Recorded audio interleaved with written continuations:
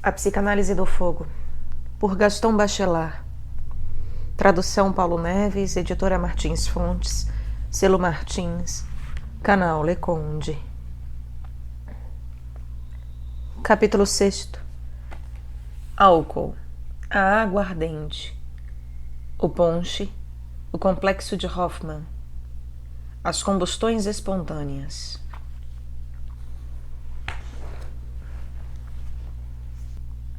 Primeiro, uma das contradições fenomenológicas mais manifestas produziu-se com a descoberta do álcool, triunfo da atividade taumaturga do pensamento humano. A aguardente é a água de fogo. É uma água que queima a língua e se inflama a menor faísca. Não se limita a dissolver e a destruir como a água forte. Desaparece com o que ela queima. É a comunhão da vida e do fogo. O álcool é também um alimento imediato que prontamente instala seu calor na cavidade do peito. Comparadas ao álcool, as próprias carnes são morosas. O álcool é, portanto, objeto de uma valorização substancial evidente. Também ele manifesta sua ação em pequenas quantidades. Supera em concentração os consomés mais requintados. Segue a regra dos desejos de posse realista. Conservar uma grande potência num pequeno volume.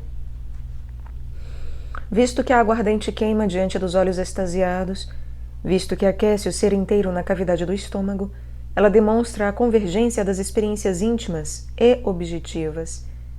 Essa dupla fenomenologia prepara complexos que uma psicanálise do conhecimento objetivo deverá desfazer para reencontrar a liberdade da experiência. Entre esses complexos, há um muito especial e muito forte. É o que fecha, por assim dizer, o círculo. Quando a chama correu sobre o álcool, quando o fogo deu seu testemunho e seu sinal, quando a água de fogo primitiva foi claramente enriquecida de chamas que brilham e que ardem, nós a bebemos. De todas as matérias do mundo, a aguardente é a única tão próxima da matéria do fogo.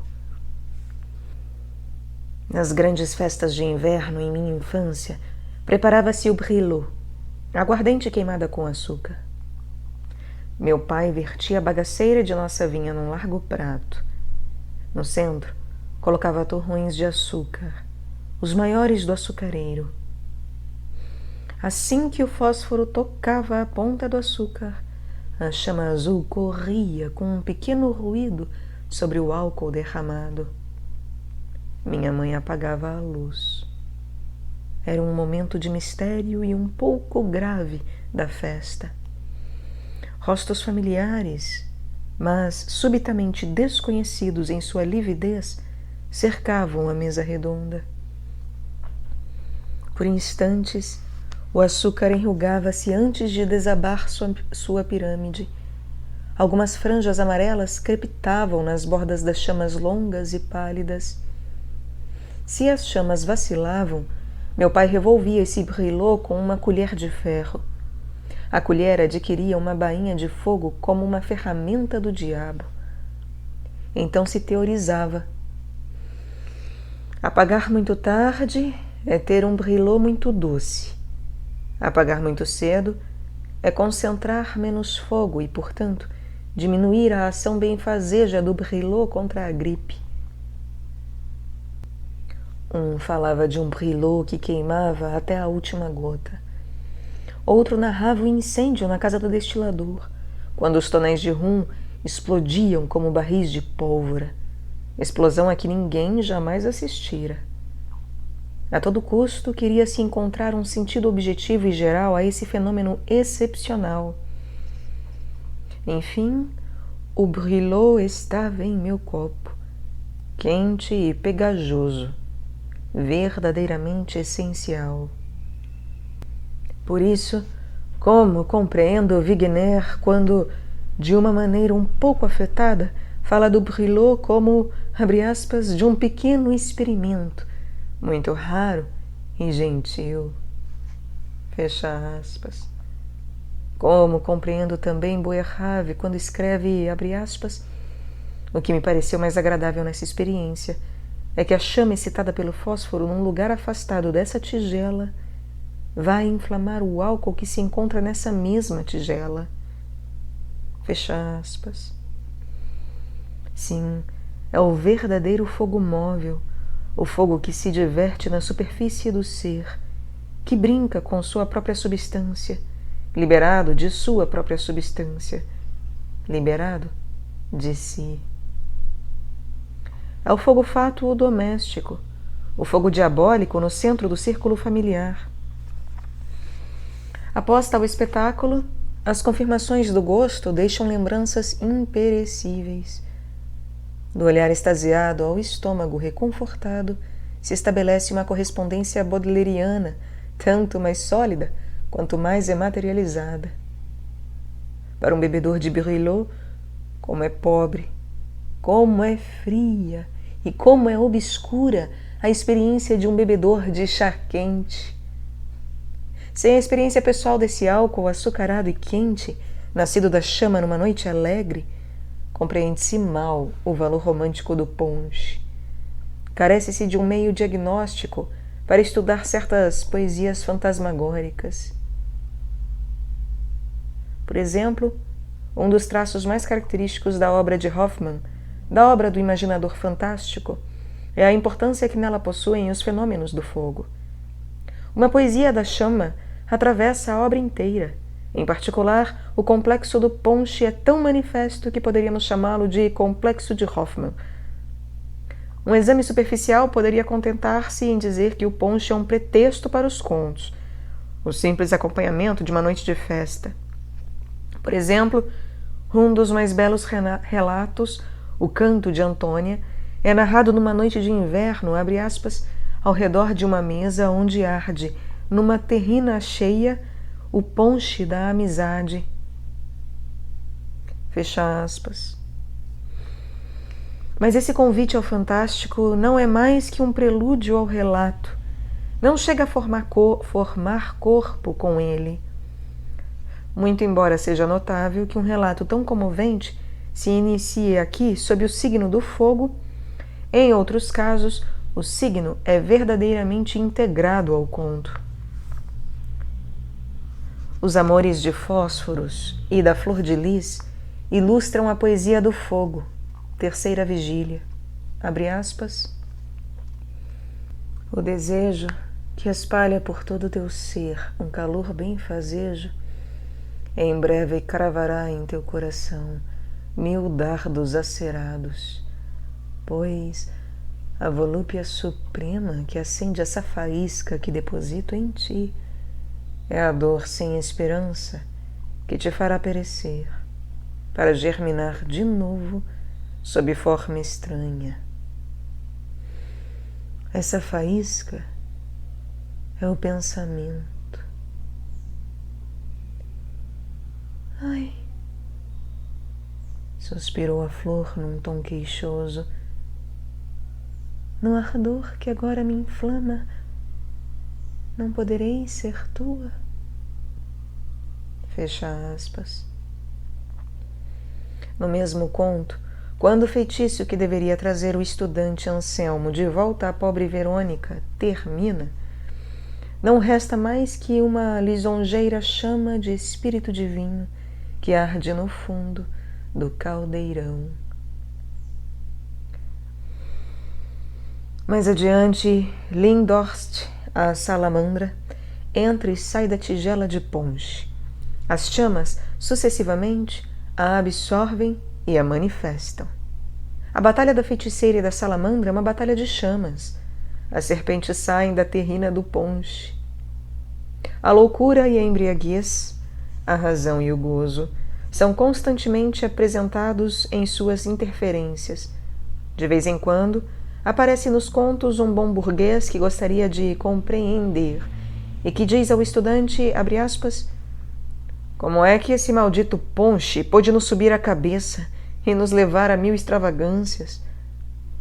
Assim fala o professor Pullman ao entrar na manhã seguinte na peça ainda coberta de potes quebrados, no meio dos quais a infortunada peruca, reduzida a seus elementos primitivos, nadava, dissolvida num oceano de ponche. Fecha aspas. A explicação racionalizada, a explicação burguesa, a explicação por uma confissão de embriaguez vem assim moderar as visões fantasmagóricas, de modo que o conto apareça entre razão e sonho, entre experiência subjetiva e visão objetiva, ao mesmo tempo plausível em sua causa e irreal em seu efeito. Siché, em seu estudo sobre as fontes do maravilhoso em Hoffmann, não faz nenhuma menção às experiências do álcool, mas observa incidentalmente, abre aspas, quanto a Hoffmann, ele só viu salamandras nas chamas do ponche, fecha aspas.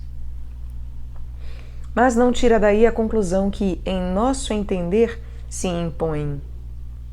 Se de um lado Hoffmann só viu salamandras numa noite de inverno no ponche flamejante, quando as almas do outro mundo comparecem à festa dos homens para amedrontar seus corações, se, de outro lado, e como é evidente, os demônios do fogo desempenham um papel primordial no devaneio hoffmanniano, cumpre admitir que é a chama paradoxal do álcool a inspiração primeira, e que todo um plano da obra do autor se esclarece nessa luz. Parece-nos, portanto, que o estudo tão inteligente e tão fino de Sucher se priva de um elemento de explicação importante. Para compreender um gênio literário original, convém não se dirigir muito apressadamente às construções da razão. O inconsciente, ele próprio, é um fator de originalidade. Em particular, o inconsciente alcoólico é uma realidade profunda. Enganamo-nos ao imaginar que o álcool vem simplesmente excitar possibilidades espirituais. Ele cria verdadeiramente essas possibilidades. Incorpora-se, por assim dizer, àquilo que se esforça por se exprimir.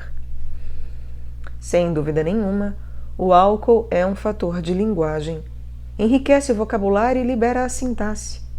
Com efeito, para retornar ao problema do fogo, a psiquiatria reconheceu a frequência dos sonhos do fogo nos delírios alcoólicos. Mostrou que as alucinações liliputianas estavam sob a dependência da excitação do álcool. Ora, o devaneio que tende à miniatura tende à profundeza e à estabilidade. É o devaneio que, afinal, melhor prepara o pensamento racional. Baco é um Deus bom. Ao fazer divagar a razão, impede a anquilose da lógica e prepara a invenção racional. Igualmente sintomática é esta página de Champoux escrita numa noite de 31 de dezembro com uma tonalidade claramente hoffmanniana, em que o poeta e 4 amigos, ao redor da chama pálida de um ponche, resolvem, de repente, ver-se mortos uns aos outros. Abre aspas. Foi como se a mão da morte houvesse espremido o sangue de todas as faces. Os lábios ficaram exangües. As mãos brancas e alongadas. A sala parecia uma cova fúnebre. Sob a lua, um vento silencioso rasgava e fustigava as nuvens, e nos lugares onde elas deixavam aberturas no céu livre, vislumbravam-se as trevas que se estendiam até os astros. Todo era silencioso. O ano parecia debater-se, dar seu último suspiro e precipitar-se nos túmulos do passado. Ó anjo do tempo, tu que tens contado os suspiros e as lágrimas dos humanos, esquece-os ou esconde-os. Quem suportaria a ideia de seu número? Fecha aspas. Quão pouco é preciso para fazer o devaneio pender num sentido ou no outro. É um dia de festa. O poeta tem o copo na mão, junto de seus alegres companheiros. Mas o lívido clarão emanado do brilot dá um tom lúgubre às mais jovens canções.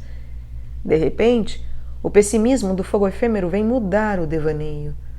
A chama moribunda simboliza o ano que termina, e o tempo, motivo dos sofrimentos, pesa sobre os corações. Se nos objetarem outra vez que o ponche de Jean Paul é um simples pretexto para um idealismo fantasmagórico, não muito mais material que o idealismo mágico de Novali, será preciso reconhecer que tal pretexto encontra no inconsciente do leitor um desenvolvimento complacente. Isso prova, em nosso entender, que a contemplação dos objetos fortemente valorizados desencadeia devaneios cujo desenvolvimento é tão regular, tão fatal, quanto as experiências sensíveis. Almas menos profundas produzirão sonoridades mais artificiais. Porém, o tema fundamental continuará a repercutir. Oneri canta na primeira noite de fogo e chama, abre aspas, no centro da sala, ao redor de uma urna de ferro, digno êmulo em largura das taças do inferno, na qual um belo ponche, com prismáticas chamas, parece um lago sulfuroso a agitar suas ondas. E o escuro ateliê só tem por iluminação a paveia do ponche, espirituosa miragem. Que puro oceanismo nesse coroamento de cabeças com fronte bronzeada. Fecha aspas.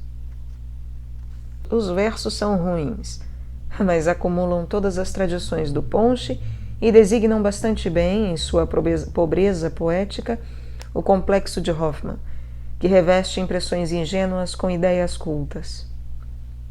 Para o poeta, o enxofre e o fósforo alimentam o prisma das chamas.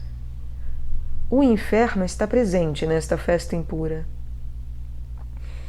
Se os valores do devaneio diante da chama faltassem nessas páginas, seu valor poético seria incapaz de sustentar a leitura. O inconsciente do leitor supre as insuficiências do inconsciente do poeta. As estrofes de Oneri sustentam-se apenas pelo oceanismo da chama do ponche. Elas nos fazem lembrar toda uma época em que os Jeunes France, nome dado a um grupo de artistas e escritores franceses por volta de 1830, que se caracterizaram pelo comportamento excêntrico e as opiniões. Então, elas nos fazem lembrar toda uma época em que os Jeunes France românticos reuniam-se em torno da tigela de ponche, onde a vida boêmia é iluminada, como diz Henri Murger, pelos brûlots da paixão. Certamente essa época parece terminada. O brûlot e o ponche estão atualmente desvalorizados. O anti-alcoolismo, com sua crítica à base de slogans, proibiu tais experiências. Mesmo assim, parece-nos ser verdadeiro que toda uma região da literatura fantasmagórica provém da poética excitação do álcool. Convém não esquecer as bases concretas e precisas, se quisermos compreender o sentido psicológico das construções literárias. Os temas diretores ganhariam se fossem tomados um a um, em sua precisão, sem serem diluídos prontamente em resumos gerais. Se nosso presente trabalho pudesse ter uma utilidade, deveria sugerir uma classificação dos temas objetivos que preparassem uma classificação dos temperamentos poéticos. Ainda não chegamos a elaborar em detalhe uma doutrina de conjunto, mas pensamos que há uma relação entre a doutrina dos 4 elementos físicos e a doutrina dos 4 temperamentos. Em todo caso, as almas que sonham sob o signo do fogo, sob o signo da água, sob o signo do ar e sob o signo da terra, revelam-se muito diferentes entre si. Em particular, a água e o fogo permanecem inimigos até no devaneio, e aquele que escuta o regato dificilmente pode compreender o que ouve cantar as chamas. eles não falam a mesma língua. Desenvolvendo em toda a sua generalidade essa física ou essa química do devaneio, chegaríamos facilmente a uma doutrina tetravalente dos temperamentos poéticos. Com efeito, a tetravalência do devaneio é tão nítida, tão produtiva, quanto a tetravalência química do carbono. O devaneio tem 4 domínios, 4 pontas pelas quais se lança no espaço infinito. Para forçar o segredo de um verdadeiro poeta, de um poeta sincero, de um poeta fiel à sua língua original, surdo aos ecos discordantes do ecletismo sensível que gostaria de brincar com todos os sentidos, uma palavra basta. Abre aspas. Diz-me qual é o teu fantasma. O gnomo? A salamandra? A ondina? Ou a sílfide? Fecha aspas. Por acaso já não se observou que todos esses seres quiméricos são formados e nutridos de uma matéria única? O gnomo terrestre e condensado vive na fenda do rochedo, guardião do mineral e do ouro, repleto das substâncias mais compactas. A salamandra de fogo devora-se em sua própria chama. A ondina das águas desliza sem ruído sobre o lago e alimenta-se de seu reflexo. A sílfide, a quem a menor substância pesa, a quem a menor quantidade de álcool amedronta, que se zangaria, talvez, com um fumante que seja seu elemento, eleva-se sem dificuldade no céu azul, satisfeita com sua anorexia. Não se deveria, porém, vincular tal classificação das inspirações poéticas a uma hipótese mais ou menos materialista que pretendesse encontrar na carne dos homens um elemento material predominante. Não se trata em absoluto de matéria, mas de orientação. Não se trata de raiz substancial, mas de tendências, de exaltação.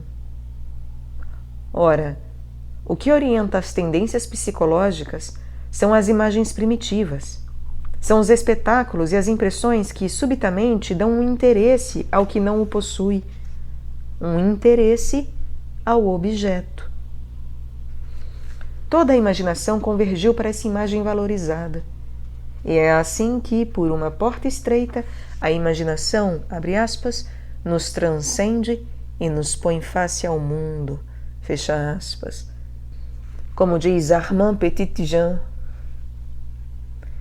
A conversão total da imaginação que Petit-Jean analisou com lucidez espantosa é como que preparada por essa tradução preliminar do conjunto das imagens na linguagem de uma imagem preferida.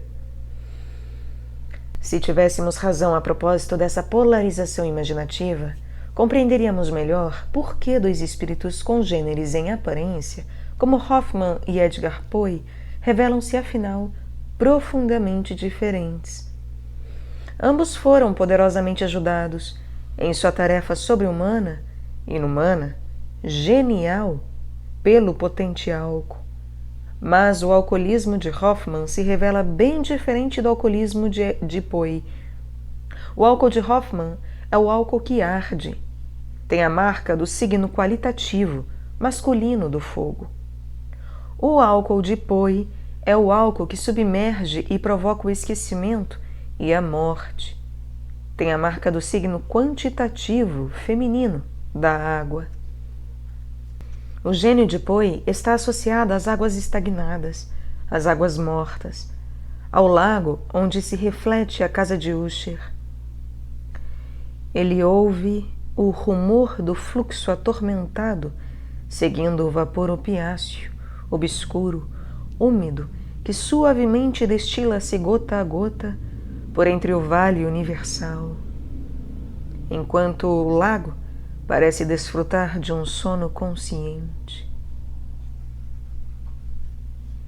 Para Poe, as montanhas e as cidades, abre aspas, tombam para sempre em mares sem margem nenhuma, fecha aspas. É junto aos pântanos, aos charcos e aos lagos lúgubres, abre aspas, onde habitam os vampiros, nos lugares mais abandonados, nos recantos mais melancólicos, que ele encontra as reminiscências ocultas do passado, formas sepultadas que recuam e suspiram ao passarem perto do caminhante. Fecha aspas. Terra de sonho. Se ele pensa num vulcão, é para vê-lo escorrer como a água dos rios. Abre aspas. Meu coração era vulcânico, como rios de escória. Fecha aspas. Assim, o elemento em que se polariza sua imaginação é a água ou a terra morta e sem flor. Não é o fogo. Nos convenceremos disso também psicanaliticamente ao ler o admirável estudo da senhora Marie Bonaparte. Veremos aí que o símbolo do fogo só intervém em Poe para convocar o elemento oposto, a água. Que o símbolo da chama só atua no registro repulsivo, como uma imagem grosseiramente sexual diante da qual soa o toque de alarme. O simbolismo da lareira aparece como o simbolismo de uma vagina fria onde os assassinos lançam e emparedam suas vítimas. Edgar Allan Poe foi realmente um sem-lar, um filho dos comediantes ambulantes, uma criança precocemente traumatizada pela visão de uma mão estendida, jovem e sorridente, no sono da morte. Nem mesmo o álcool pôde aquecê-lo, reconfortá-lo, alegrá-lo. Poe não dançou como uma chama humana, segurando pela mão alegres companheiros ao redor do ponche inflamado. Nenhum dos complexos que se formam no amor do fogo vieram ampará-lo e inspirá-lo. Apenas a água foi seu horizonte, seu infinito, a profundeza insondável de sua dor, e seria preciso escrever todo um outro livro para determinar a poesia dos véus e das luzes frouxas, a poesia do medo vago que nos faz estremecer ao fazer ressoar em nós os gemidos da noite. Segundo, acabamos de ver o espírito poético obedecer por inteiro à sedução de uma imagem preferida. Vimos-lo amplificar todas as possibilidades, pensar o grande no modelo do pequeno, o geral no modelo do pitoresco, a potência no modelo de uma força efêmera, o inferno no modelo do ponche. Vamos agora mostrar que o espírito pré-científico, em seu impulso primitivo, não opera de outro modo e também amplifica a potência de uma maneira abusivamente aumentada pelo inconsciente. O álcool será pintado em efeitos tão manifestadamente horríveis que não será difícil ler nos fenômenos descritos a vontade moralizadora dos espectadores. Assim, enquanto o anti-alcoolismo desenvolve-se no século XIX sobre o tema evolucionista, acusando o bebedor de todas as responsabilidades com sua linhagem, iremos ver o mesmo anti-alcoolismo desenvolver-se no século XVIII sobre o tema substancialista então predominante. A vontade de condenar emprega sempre a arma que tem em mãos. De uma maneira geral, à parte da lição moralizadora habitual, teremos também um exemplo da inércia dos obstáculos substancialista e animista no limiar do conhecimento objetivo. Sendo o álcool eminentemente combustível, imagina-se sem dificuldade que as pessoas que se entregam às bebidas espirituosas tornam-se de algum modo impregnadas de matérias inflamáveis. Não se procura saber se a assimilação do álcool transforma o álcool. O complexo de Harpagon, que comanda a cultura, assim como toda tarefa material, nos faz acreditar que não perdemos nada do que absorvemos e que todas as substâncias preciosas são cuidadosamente postas em reserva. A gordura produz gordura, os fosfatos produzem ossos, o sangue produz sangue, o álcool produz álcool. O inconsciente, em particular, é incapaz de admitir que uma qualidade tão característica e tão maravilhosa quanto a combustibilidade possa desaparecer totalmente. Eis, pois, a conclusão. Quem bebe álcool pode queimar feito o álcool. A convicção substancialista é tão forte que os casos, certamente suscetíveis de uma explicação mais normal e mais variada, irão se impor à credulidade pública ao longo do século XVIII. Eis alguns deles transcritos com destaque por Sauquet, autor reputado, em um ensaio sobre o calórico, publicado em 1801. Assinalemos de passagem que todos esses exemplos são tomados da época das luzes. Abre aspas.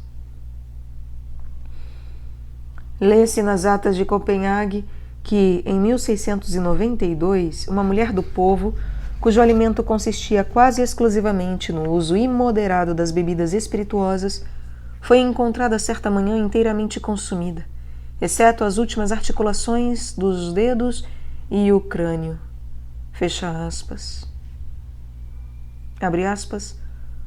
O Annual Register de Londres, referente a 1763, relata o caso de uma mulher de 50 anos, muito dada à embriaguez, bebendo há 1 ano e meio uma pinta de rum ou de aguardente por dia, e que foi encontrada quase inteiramente reduzida a cinzas entre sua lareira e seu leito, sem que as cobertas e os móveis sofressem muitos danos, o que merece atenção.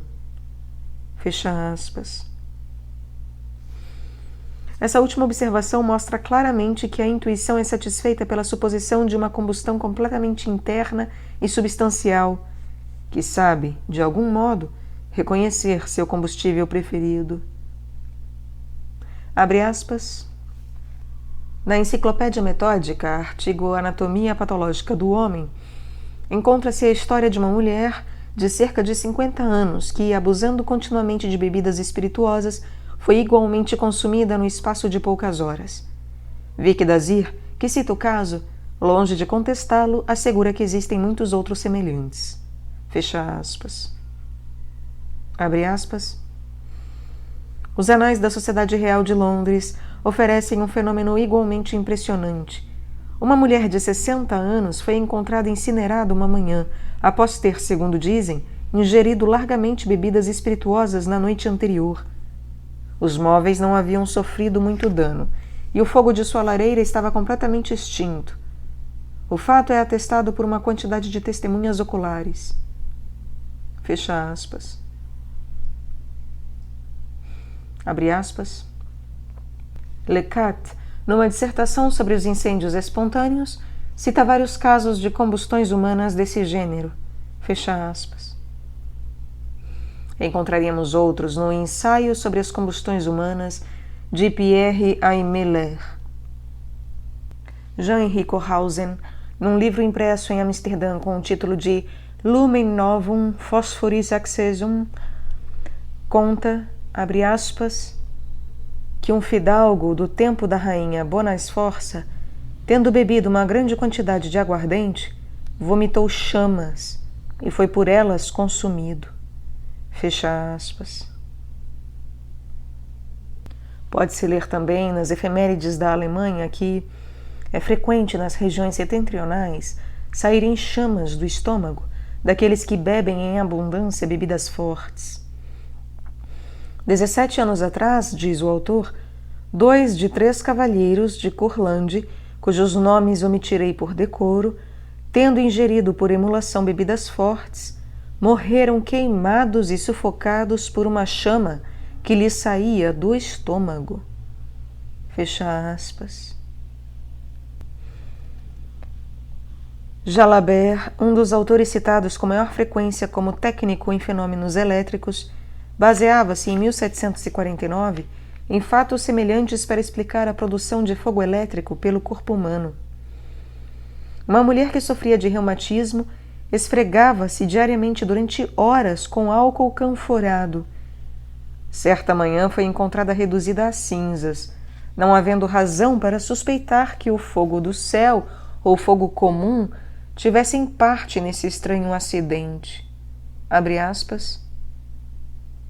Somente podemos atribuí-lo às partículas mais soltas dos enxofres do corpo, agitadas pelo atrito e misturadas às partículas mais sutis do fogo canforado. Fecha aspas. Outro autor, Mortimer, faz esta advertência, abre aspas. Acredito sinceramente que as pessoas acostumadas a tomar em excesso bebidas espirituosas ou a praticar fomentações com álcool canforado correm o risco de se fazerem eletrizar. Fecha aspas. Considera-se tão forte a concentração substancial do álcool na carne que se ousa falar de incêndio espontâneo, de sorte que o bêbado nem mesmo precisaria de um fogo, de um fósforo, para inflamar-se. Em 1766, o abade Poncelet, um êmulo de Buffon, diz ainda, abre aspas, o calor, como princípio de vida, inicia e mantém o jogo da organização animal, mas, quando levado até o grau de fogo, causa estranhas devastações. Já não vimos bêbados, cujos corpos estavam a tal ponto impregnados de espíritos ardentes pela ingestão habitual e excessiva de bebidas fortes, pegarem fogo de repente e serem consumidos por incêndios espontâneos? Fecha aspas. Assim, o incêndio por alcoolismo não é senão um caso particular de uma concentração anormal de calórico. Certos autores chegam a falar de deflagração. Um destilador engenhoso, autor de uma química do gosto e do olfato, assinala nos seguintes termos os perigos do álcool, abre aspas, o autor não poupa nenhum músculo, nem nervo, nem linfa, nem sangue, aos quais inflama a ponto de fazer perecer, por deflagração surpreendente e momentânea, os que ousam levar o excesso até seu último termo. Fecha aspas.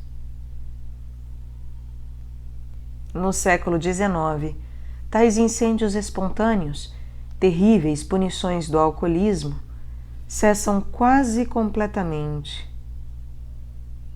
Tornam-se pouco a pouco metafóricos e dão lugar a gracejos fáceis sobre a cara afogueada dos bêbados, sobre o nariz rubicundo que um fósforo inflamaria.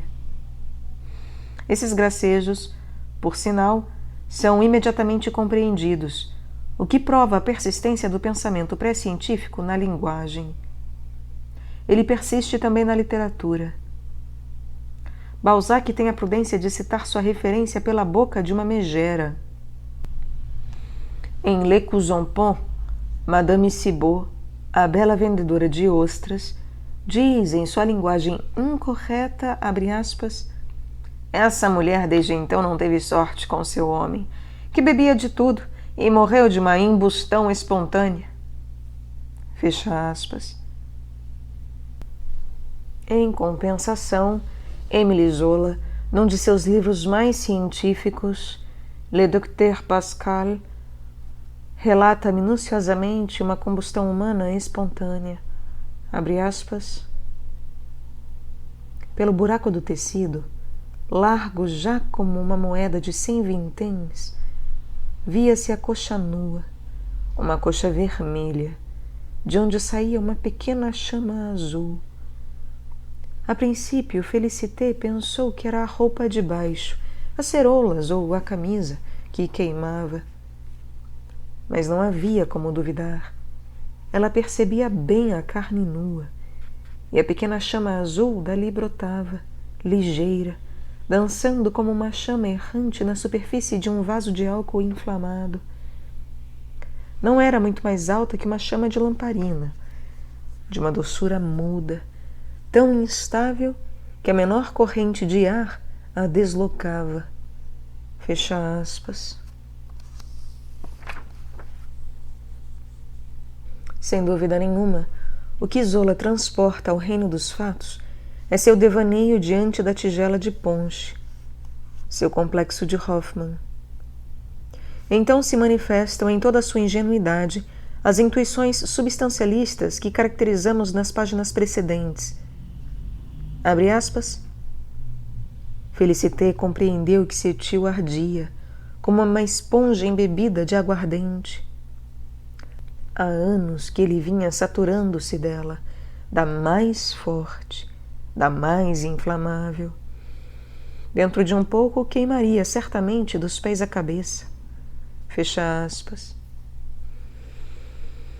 Como se vê, a carne viva está muito longe de perder os copos de aguardente de 85 graus absorvidos nos anos anteriores. De uma maneira mais agradável, imagina-se que a assimilação alimentar é uma concentração cuidadosa, uma avara capitalização da substância estimada.